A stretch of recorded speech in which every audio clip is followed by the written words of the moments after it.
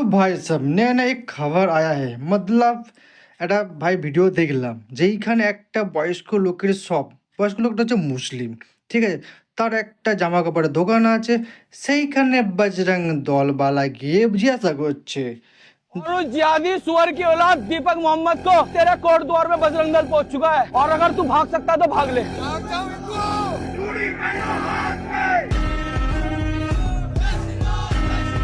ये जो मोहम्मद दीपक है भगवान भागवत जी को गाली देता है। आओ ना हम आगे कोट द्वार में आओ, हम भी बजरंग दल के कार्य करता है। जय श्री राम। ये दीपक यहाँ पे खड़ा पड़वा खड़ा, ये रहा औकात नहीं है बजरंग दल के। मेरा नाम मोहम्मद दीपक है भाई। मोहम्मद दीपक है आपका नाम? যে শপের নাম বাবা কেন শপ আছে, তুমি মুসলিম তো মুসলিম বালার নাম কেন না? আর মেন কথা হচ্ছে দোকানটা এই আজকাল খুলেনি, 30 বছর ধরে দোকানটা খুলে আছে।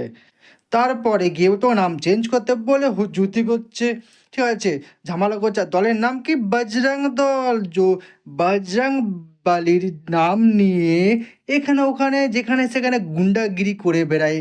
আর জায়গাটা কোথায়? উত্তরাখণ্ডে হয়েছে ঝামেলাটা।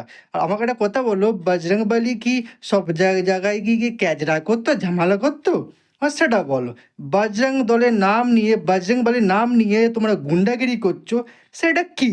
আর সেইখানে একটা জায়জ লোক আটকাতে তোমরা যেটা করছো ঠিক করছো না, ভুল করছো।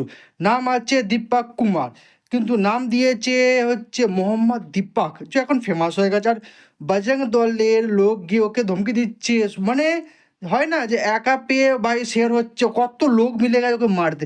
কেউ ভাই, তোরা তো বজরং দলের লোক, বজরং বলে তো একাই অনেক 100 জনের সমান, তা তোরা এতজন মিলে কেন গেছিস?